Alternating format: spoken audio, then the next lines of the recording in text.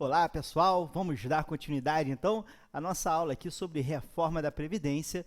Estamos aqui analisando a reforma da Previdência de 2014 e 2015, as mudanças aí propostas nesse pacote de ajuste fiscal, que acabou não sendo de tanto ajuste assim, mas traz aí boa potencialidade de discussões, de teses, de matérias. Hoje, o nosso objetivo é tratar aqui da pensão por morte. A gente está fazendo uma abordagem pontual, objetiva, só para dar a noção sobre o que as pessoas têm sobre nessas mudanças, né? É claro que um aprofundamento, questões sobre teses jurídicas que a gente pode extrair da reforma, tudo isso a gente pode observar nos nossos cursos, tanto o curso de prática previdenciária, quanto o nossos cursos de pós-graduação, onde a gente vai olhar com um pouco mais de profundidade essas questões. O nosso objetivo aqui é apenas fazer um apanhado da medida provisória 664, da lei que a sucedeu, da medida provisória 676, isso que a gente então está buscando aqui. Hoje nós já falamos das mudanças relacionadas ao auxílio-doença, hoje nós vamos falar das mudanças relacionadas à pensão por morte. Bom, vamos lá. Tivemos mudanças radicais aqui na pensão por morte, tivemos a possibilidade de melhorar algumas coisas, mas que acabaram sendo vetadas e deixando uma confusão que certamente vão trazer aí discussões para o judiciário. Algumas teses já estão sendo formuladas nesse sentido e que a gente precisa, então, conhecer quais são essas mudanças. A gente começa aqui, quando a gente fala de pensão por morte, a gente começa verificando se houve alguma mudança em relação aos dependentes, aqueles que vão ter direito a receber a pensão por morte. Eu começo destacando com vocês aqui uma mudança relacionada ao filho. Olha só. Os dependentes estão previstos no artigo 16 da Lei 8.213 de 91. E no artigo 16 da Lei 8.213, eu tenho lá cônjuge, companheira, para elas também, para eles, os cônjuges e os companheiros, houve grandes alterações, mas além dos cônjuges ou companheiros, eu tenho aqui os filhos. Os filhos são dependentes nessa primeira categoria, com presunção de dependência econômica. Bom, esses dependentes da primeira categoria têm filhos de até 21 anos, filhos inválidos e filhos com deficiência. Filhos de até 21 anos, filhos inválidos e filhos com deficiência. Isso aí, isso aqui é a redação que estava em vigor na Lei 8.213 de 91.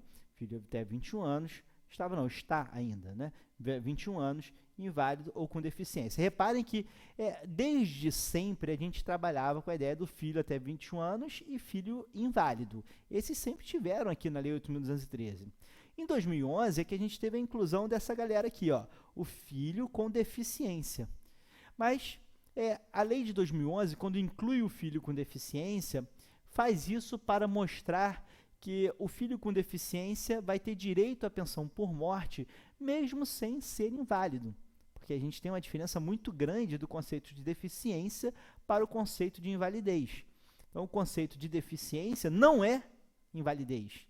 Tanto é que eu tenho filho inválido e filho com deficiência. Então, deficiência não é invalidez. Isso que a gente já tem uma noção, que a gente já sabia socialmente, a gente tem a confirmação a partir de 2009 por meio de uma regra internacional que foi incorporada ao Brasil, ao direito brasileiro, com força, status, eficácia de emenda constitucional. Nós temos aí a Convenção de Nova York sobre os direitos das pessoas com deficiência, que foi internalizada, foi trazida para o direito interno brasileiro por meio da sistemática do artigo 5º, parágrafo 3º da Constituição. Então, nós temos lá no artigo 5º, parágrafo 3º, a determinação de que essas convenções, esses tratados internacionais sobre direitos humanos, passem a ter eficácia de norma constitucional quando aprovados na sistemática qualificada nele prevista. Ora, e com isso, eu tenho ali a Convenção de Nova York que me traz um conceito de deficiência. Então, a Convenção diz o que é a deficiência. Então, deficiência, um impedimento de longo prazo, de natureza física, mental, intelectual ou sensorial, que associado a barreiras de diversas espécies, coloca a pessoa em uma situação de desigualdade de oportunidades. Isso, então, é a deficiência. O que nós teremos, então? Então, essa deficiência é uma pessoa, esse filho com deficiência é alguém com mais de 21 anos, porque filho até 21 anos eu já tenho aqui, que não é inválido, então a pessoa pode trabalhar, mas tem uma deficiência. Qual deficiência? A redação que nós temos é uma deficiência intelectual ou mental, então ele exclui deficiência física, exclui deficiência sensorial, só vai ser considerado dependente quem tiver em deficiência intelectual ou mental, e mesmo assim a ideia é que você tenha um grau de deficiência que torne a pessoa absolutamente ou relativamente incapaz, declarado judicialmente. E aqui é uma das grandes contradições dessa legislação, porque a ideia que tem por trás desse reconhecimento da condição da pessoa com deficiência é falar o seguinte: olha, a pessoa tem deficiência, tudo bem, mas mesmo assim ela pode procurar entrar no mercado de trabalho, porque uma coisa a gente não pode negar, para quem tem deficiência, os desafios para o ingresso no mercado de trabalho e para a sua manutenção no mercado de trabalho são muito maiores. Então, vejam, ele tem a deficiência, mas vai ter que superar mais desafios para se manter no mercado. Então, o que acontecia era que muita gente ficava com medo, né? A pessoa com deficiência, ele estava ali recebendo o seu benefício de pensão como filho inválido, ele dizia, ó, não posso trabalhar, receba a pensão. E com isso ele ficava escondido na condição de inválido, porque se ele procurasse entrar no mercado de trabalho, ele podia perder a condição de inválido e perder a pensão. Só que ele podia entrar no mercado de trabalho, ficar ali um tempinho e tal, e não deu certo. Saiu, passou 1 mês, 2 meses, 6 meses trabalhando, o mercado não aceitou, ele voltou. E aí? E aí o INSS vai dizer, inválido você não é, porque você chegou a trabalhar.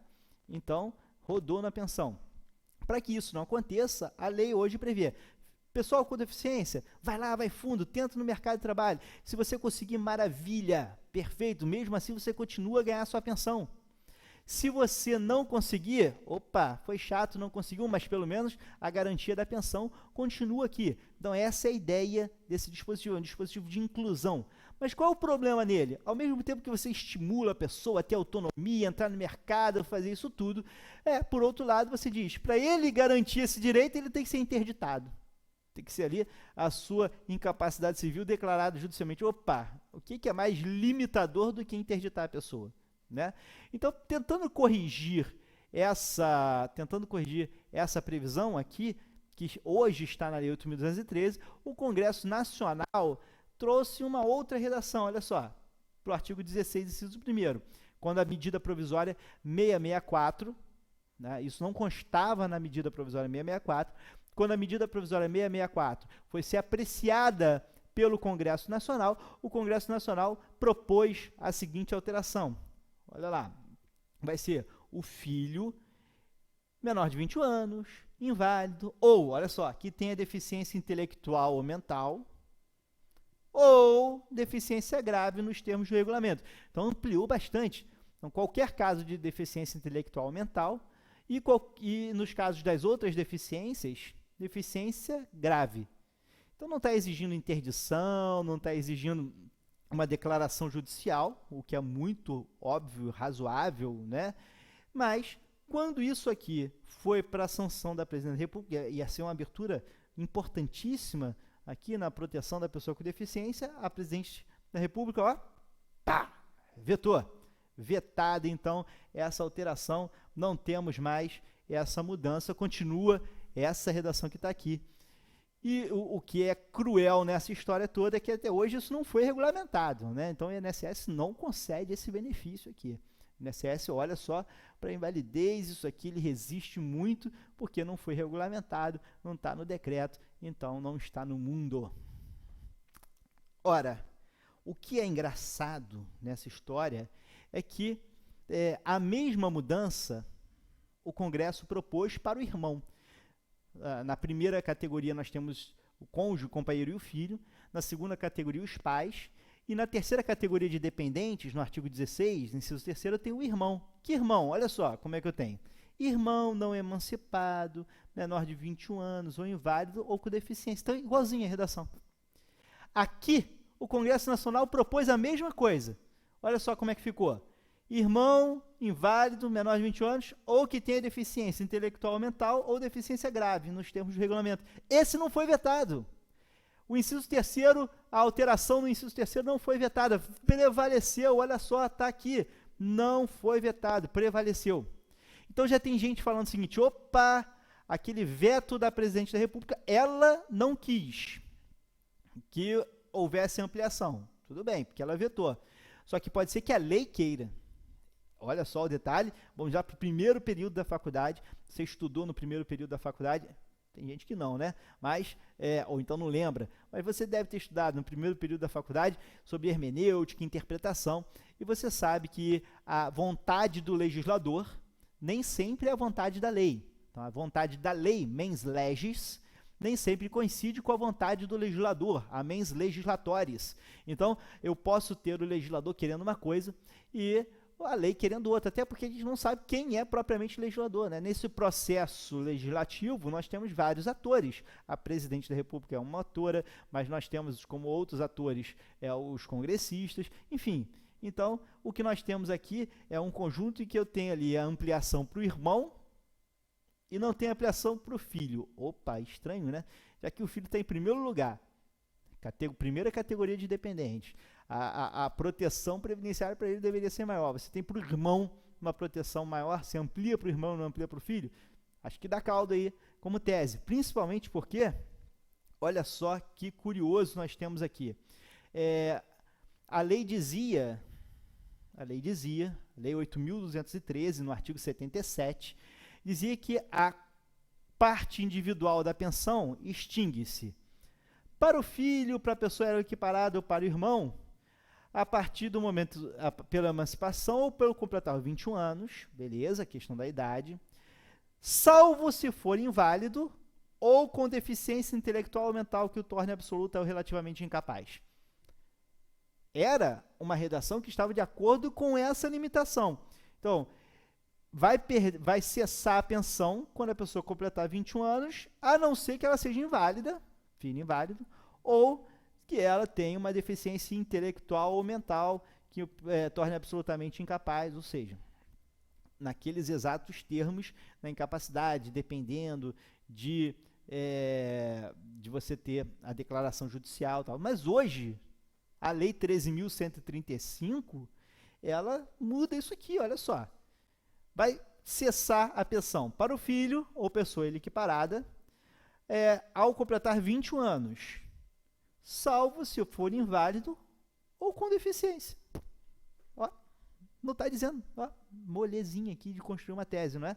Não está dizendo que é a pessoa com deficiência mental e intelectual que provoca capacidade civil ainda que relativa. Não. E não dá nem para dizer, mas isso aí foi um descuido, o legislador não quis botar. Opa, pera lá, não é bem assim. Porque se na redação anterior eu tinha pessoa com deficiência mental e intelectual e estava especificando, qual foi a alteração relevante aqui? A alteração relevante nesse ponto foi tirar essa parte. Então isso tem que ter um significado. Se antes era assim e agora tirou, isso não pode ser uma mudança à toa. Isso tem que ter um significado, e o significado, me parece, uma boa tese, é que apesar do veto do artigo 16, inciso 1º, você continua tendo margem aqui para interpretar o artigo 16, inciso 1º da Lei 8.213, da mesma forma que o artigo 16, inciso 3º. Então, aquelas mudanças que ocorreram para o irmão, você puxar para o filho. Me parece que a gente vai precisar discutir isso, vamos ver como os tribunais vão se portar diante dessa história. Vejam, para o filho ou irmão inválido, vai cessar com a cessação da invalidez. Tudo bem? Tranquilo? Ótimo, então. Temos aí essa alteração relacionada ao filho. Outras alterações que ocorreram na pensão por morte são alterações bem curiosas, né? E agora nós temos um foco aqui maior no cônjuge ou companheiro, mas esse 74, parágrafo 1º, serve para todo mundo, serve para o filho também. Aqui é algo que nem precisava ter, a gente poderia resolver isso pelos princípios gerais do direito, né? Ninguém pode se aproveitar da própria torpeza, mas é que como houve um caso que teve muita repercussão, o legislador achou melhor colocar isso aqui e deixar mais claro, enfim, não prejudica, apenas torna mais claro e melhor, então. foi então incluído o parágrafo 1º no artigo 74 da lei, que fala o seguinte, ó, perde o direito à pensão por morte, após o trânsito em julgado, o condenado pela prática de crime de que tenha dolosamente resultado a morte do segurado. Né? Enfim, se você matar a sua esposa, você não vai ter direito à pensão pela morte dela. Se a esposa mata o marido, não tem direito à pensão pela morte. Se o filho mata o pai, não vai ter direito à pensão por morte. Tá? É o que está dizendo aqui o 74, parágrafo 1º. Então, tratem melhor das suas esposas, tratem melhor do seu marido, porque não vai ter direito à pensão se você matá-lo. Né? Pode ser que o sujeito mate de desgosto, mas aí matar de desgosto não entra aqui no 74, parágrafo 1º. Bom, vamos lá. Essa aqui é para pegar fogo, hein? E aí eu acho que, de repente, algo que foi feito para aumentar o controle pode reduzir. Vamos ver o que vocês acham aqui. A gente está aqui discutindo, né? São mudanças recentes ainda, todo mundo formando ainda as ideias, construindo. A gente vai construindo junto esses pensamentos e a gente precisa aqui dialogar para saber sobre isso. Aliás, qualquer questão que você queira colocar para a gente aumentar essa nossa conversa, fique aberto aí para usar os canais do IDS, os canais também do Facebook. Então, o meu e-mail no IDS, para quem quiser, é fabio@idsamericalatina.com.br, fabio@idsamericalatina.com.br, e no Facebook eu estou lá como Prof. Fábio Souza, é a minha página no Facebook, Prof. Fábio Souza. Vamos lá. O que foi incluído aqui? Olha só. Perde, vamos ler aqui juntos. Perde o direito à pensão por morte o cônjuge, o companheiro ou a companheira, se comprovada a qualquer tempo, olha, se comprovada a qualquer tempo, simulação ou fraude no casamento ou na união estável. Vamos parar aqui por enquanto. Isso aqui, beleza, talvez nem precisasse ter sido colocado. Porque se tiver fraude, se tiver simulação, eu, claro, vou poder desconstituir a concessão daquela pensão, vou poder negar aquela pensão sem problema nenhum. Então, veja, se houver fraude, se houver simulação no casamento ou na união estável, eu vou ter aqui a possibilidade de ter o meu benefício cessado. Mas isso sempre foi assim, não é? Veja, se você tem lá uma escritura de união estável, isso não vai configurar uma prova absoluta da existência dessa união. Se aquela escritura for fraudulenta, se aquilo for uma simulação, eu vou poder desconstruir. Eu já peguei alguns casos muito curiosos, pessoas que estavam ali à beira da morte, que celebraram a escritura de união estável com pessoas muito mais jovens e que depois ficou comprovado que, na verdade, não existiu aquela união, que isso é uma simulação. Isso acontece bastante. Então você tem aquele típico caso, tem uma pessoa que está ali cuidando do Senhor e o Senhor não tem mais filhos menores de 21 anos, está aposentado, quando morrer não vai deixar pensão para ninguém, ele vai lá, faz uma escritura de união estável. Isso é fraude, isso é simulação, ele não está realmente estabelecendo a união estável com a pessoa. Isso eu posso aqui desconstituir sem problema nenhum. O que eu tenho de mais impactante, mais relevante, está aqui. Olha só, olha o impacto disso. Não sei se as pessoas já se deram conta do que está aqui sendo colocado. E olha que dificuldade vai ser da gente trabalhar com isso. Olha só. Então, eu vou aqui perder o direito à pensão se houver fraude ou simulação, ou a formalização do casamento ou da união com o fim exclusivo de constituir benefício previdenciário, apurados em processo judicial, no qual será assegurado o direito ao contraditório em ampla defesa. Então, depois a gente vê esses apurados aqui. Então, eu posso desconstituir aqui o direito à pensão, olha, se a formalização do casamento ou da união tiver o fim exclusivo de constituir o benefício previdenciário. Então, a pessoa casou para quê? Casou para deixar a pensão. Viveu em união estável para quê? Para deixar a pensão. Veja que aqui Não é um caso propriamente de simulação ou fraude. Houve a união, houve o casamento, mas com fim exclusivo de deixar a pensão. Isso, olha, a gente vai trabalhar num terreno perigoso aqui, né? Você está falando que, bom, casou com interesse. Tem problema casar por interesse? Não, né? Acho que desde que inventaram o casamento, existe o casamento por interesse. Aliás, a história está repleta de conflitos que foram criados ou que foram resolvidos em razão de casamentos, de uniões. Então, nós vamos trabalhar aí, hoje em dia, muitos casamentos são por interesse, ou todo casamento é por amor. É difícil saber se o casamento é por amor ou por interesse. Eu sei que o meu é por amor. Agora, se o casamento dos outros, não sei se é por amor, por interesse, eu sei lá.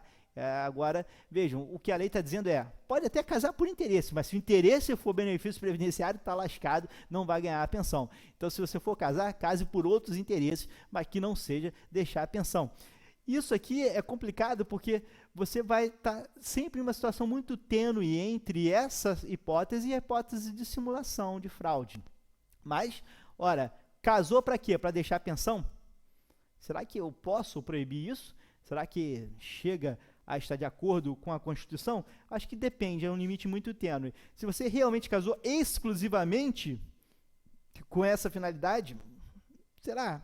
Eu fico bem na dúvida, tá? Fico bem na dúvida. Agora, você pode ter casado com assim, interesse. Eu quero, não é só deixar a pensão. Pô, ele vai me dar um conforto. Tá lá, o senhorzinho que tem seus 90 anos, se apaixona por aquela menina de 18 anos, né? Então, rola um amor sincero, verdadeiro ali, e a menina de 18 anos apaixonada por ele, apaixonada pela cobertura dele, apaixonada pelo carrão dele, apaixonada pela pensão dele também, né? Na verdade, a aposentadoria que um dia vai virar pensão. Então, olha, o interesse aqui não é exclusivamente para previdenciário, envolve herança também. Será que nesse caso pode? Eu sei que tudo isso vai ser complicado, a matéria de prova aqui vai ser realmente complicada. Agora, o que foi feito, e esse que é o ponto, não sei se as pessoas perceberam, porque, na verdade, tirando essa parte aqui do casamento com exclusivo fim previdenciário, mas essa parte de simulação, essa parte de fraude, o INSS já faz de ofício. O INSS desconsidera a escritura de união estável e fala, isso aqui não existiu, união nada, né? Isso não existiu. Isso aqui foi feito só para fins previdenciários, eu não vou considerar, não houve união. Tá. Só que aqui, olha só o que está dizendo a lei. Olha só. Então, foi feito com a intenção de aumentar o controle, parece. Só que olha só o que ele diz. Vai perder o direito à pensão nesses casos, desde que isso, olha isso, gente, seja apurado em processo judicial, no qual será assegurado o direito ao contraditório e à ampla defesa. Então, para negar esse benefício, para tirar a pensão nesse caso, a lei está exigindo agora que seja processo judicial, para eu desconsiderar, olha isso, para eu desconsiderar a união estável, o casamento, eu vou precisar de uma declaração judicial, decisão judicial. O INSS vai ter que ir a juízo, não vai poder fazer de ofício. Está tirando o poder de autotutela administrativo, o legislador aqui, em relação a esse ponto, o legislador está tirando o poder de autotutela. Olha que perigo, que perigo. Vamos ver como a questão vai evoluir. Hoje a gente está aqui apenas trazendo essa inovação. Vamos ver como a gente vai construir uma interpretação razoável a partir desse artigo 74, parágrafo 2º, porque isso pode engessar aqui a administração, consequentemente dar problema na concessão, pode ser um caos. Vamos ter que aguardar uma interpretação razoável e aí como evolui a doutrina e a jurisprudência a respeito disso. Bom, vamos lá, vamos em frente. A gente tem agora uma outra questão importante. Olha lá. O artigo 77 agora está falando quando vai cessar a pensão para o cônjuge. A gente viu alguns slides atrás quando cessa a pensão para o filho, né? Então a gente viu, para o filho vai cessar aos 21 anos, salvo se for inválido ou com deficiência. Filho, irmão, e para o cônjuge. Vejam, para o cônjuge ou companheiro vai cessar a pensão. Se ele for inválido ou com deficiência, pela cessação da invalidez ou pelo afastamento da deficiência. Ô, Fábio, mas como assim válido? Como assim com deficiência? Que história é essa? Porque cônjuge é dependente, independente, mesmo sendo válido, inválido, dependente. Ah, é porque para você entender isso aqui, você precisa saber das outras novidades. Quero que você guarde essa informação. Para o cônjuge inválido ou para o cônjuge com deficiência, eu só vou cessar a pensão a partir do momento em que cessar a invalidez ou que for afastada a deficiência. Guarde essa informação. Tá? E para os outros cônjuges? Ah, isso aqui, bom, vamos entender. Para os outros cônjuges que não são inválidos ou com deficiência. Bom, aí já começa. Olha só, pensãozinha curta, 4 meses. Para o cônjuge, para alguns cônjuges, a pensão vai cessar em 4 mesezinhos. 4 meses. É quase um indeferimento, não é? Então, a pensão cessa em 4 meses. Quando a pensão cessa em 4 meses? Quando é que eu vou ter essa pensão tão curtinha assim, uma pensão de apenas 4 meses? Veja que se for inválido ou com deficiência, não entra aqui, né? Inválido ou com deficiência só vai cessar quando cessar a invalidez, quando cessar a deficiência. Aqui, 4 meses se ele não for inválido, se ele não tiver deficiência. Então, como é que fica? Vai cessar em 4 meses, olha só, se o óbito ocorrer sem que o segurado tenha vertido 18 contribuições mensais. Opa, olha o que aconteceu aqui, então. Eu estou estabelecendo o seguinte, se ele tiver menos de 18 contribuições mensais, quando morrer, ele deixa uma pensão de apenas 4 meses para o cônjuge ou companheiro. Isso não se aplica para filho, não se aplica para irmão, não se aplica para pai, não se aplica para qualquer outra pessoa, só se aplica para o filho, é evidente os equiparados a filho. Então, desculpa, para o cônjuge, é evidente para o companheiro. Então, não se aplica para filho, não se aplica para cônjuge, só se vai para... Opa, tá difícil, né? Não se aplica para filho, equiparado a filho, irmão, pai, não. Vai aplicada exclusivamente para cônjuge e companheiro. Agora sim, tá bom? Só para dar uma relaxada. Então, só se aplica para cônjuge e companheiro. Para cônjuge e companheiro, vai aplicar pensão curtinha, 4 meses, se o segurado, quando morrer, não tivesse 18 contribuições mensais. 18 contribuições mensais. Olha, e mais aqui, hein?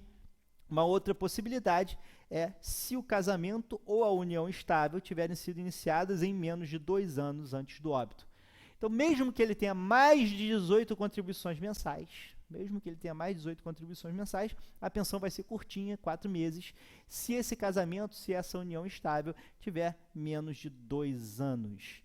Vamos lá, algumas consequências importantes disso. Primeiro essa aqui, essa exigência das 18 contribuições. A primeira pergunta que a gente faz, será que isso é carência? Que o conceito de carência é o número mínimo de contribuições necessárias à concessão do benefício. Ou será que isso é carência ou não? E aí? Carência ou não? A gente precisa, então, verificar se isso é carência ou não. Aí, qual é a consequência? Bom, tem várias consequências, né? Algumas positivas, outras negativas. Vejam, se eu considero isso como carência, uma coisa positiva é que eu posso aplicar o 24, parágrafo único, ou seja, preenchido 1/3 do período de carência, eu resgato as contribuições antigas.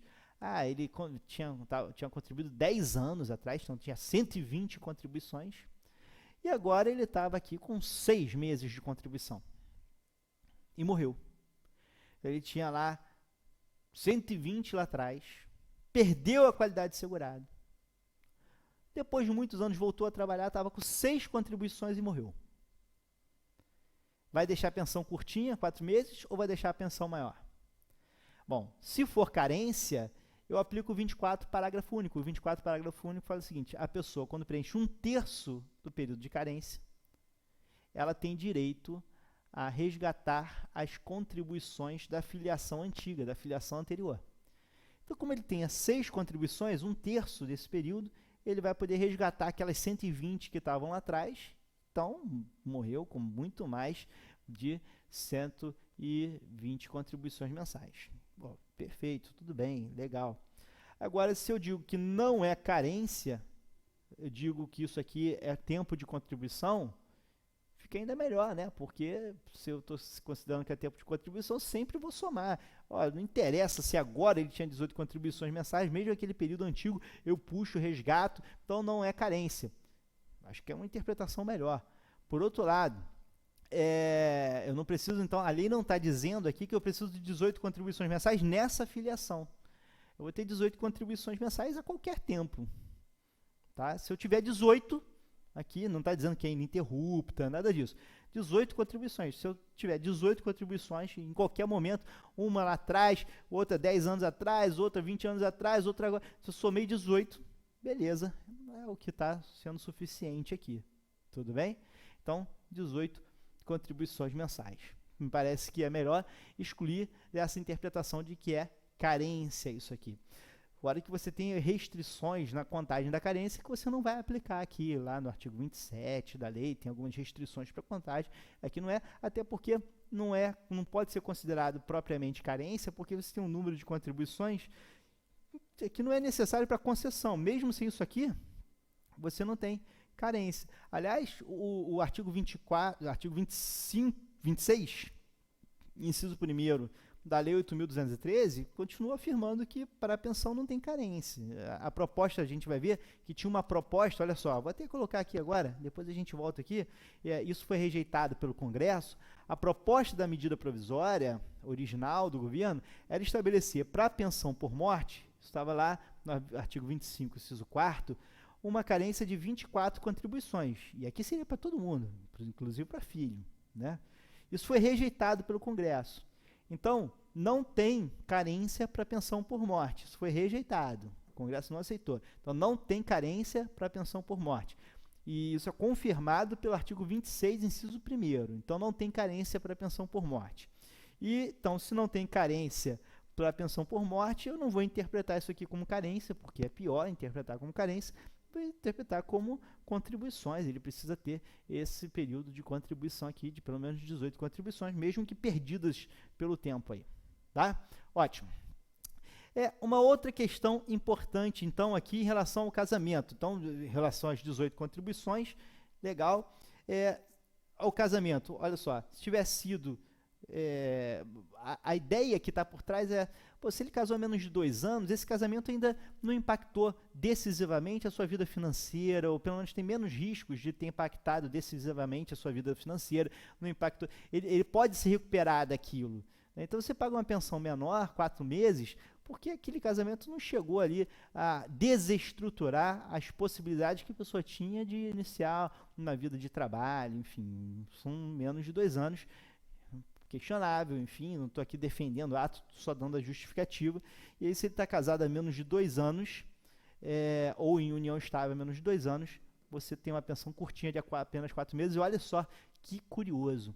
Isso aqui vai gerar uma situação engraçada, não, mas interessante e curiosa, que mesmo uma pessoa casada pode ter interesse em provar a união estável.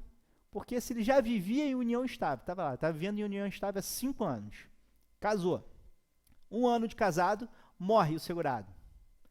Não adianta esse 1 ano de casado, porque isso aí vai dar direito só a 4 meses de pensão por morte. Eu vou ter que provar a união estável anterior para somar o tempo de união estável com o tempo de casamento e ter aí mais de 2 anos e garantir uma pensão maior. Tudo bem? Ótimo, então vai cessar a pensão em apenas 4 mesezinhos, se o segurado morreu sem 18 contribuições, ou então, se o casamento ou a união tiver durado menos de 2 anos.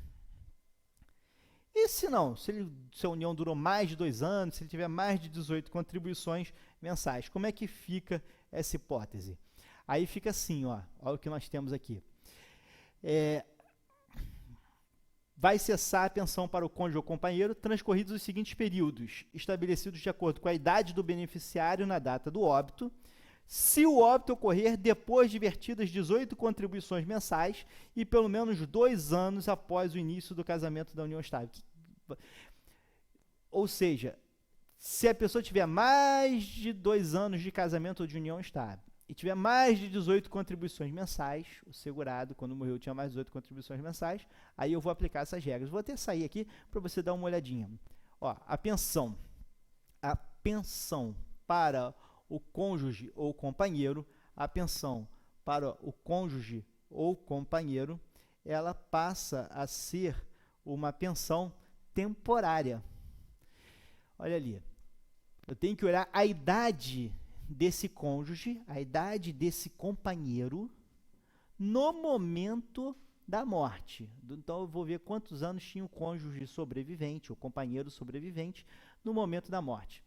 Vejam, com menos de 20, se quando o segurado morreu, deixou ali o cônjuge ou companheiro com menos de 21 anos de idade, a pensão vai ser paga só por 3 anos. Se o cônjuge sobrevivente tinha entre 21 e 26 anos de idade, a pensão será paga por 6 anos. Entre 27 e 29 anos de idade, a pensão será paga por 10 anos. Agora, se o cônjuge tinha, quando o segurado morreu, o cônjuge ou companheiro tinha 30 e 40 anos de idade, pensão por morte por 15 anos.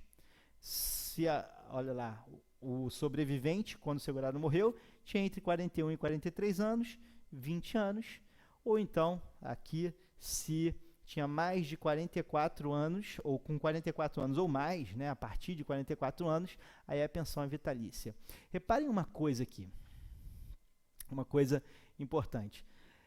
Nesses primeiros momentos, você até consegue imaginar que realmente casou, ficou viúvo muito jovem, tem chance ali de se recuperar, ingressar no mercado de trabalho, com bastante êxito aqui.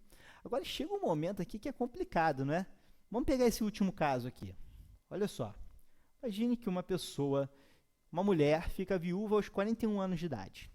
Mulher fica viúva aos 41 anos de idade.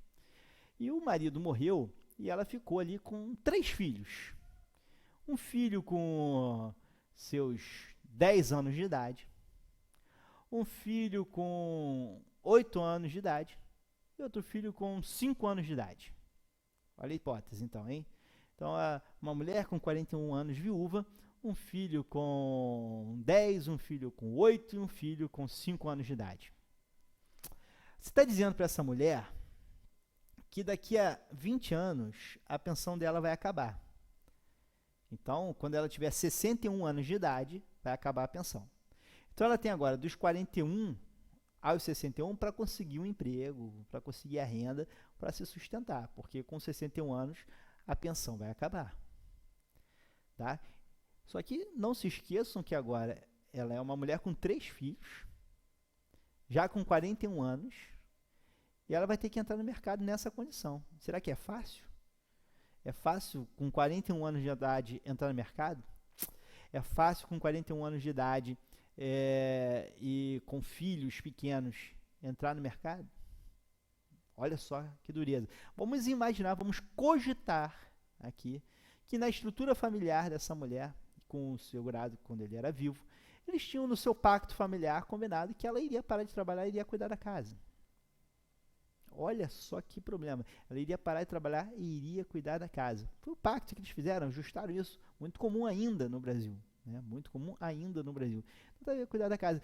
E o que você está dizendo é que se ele morre, ela vai ganhar a pensão só por 20 anos.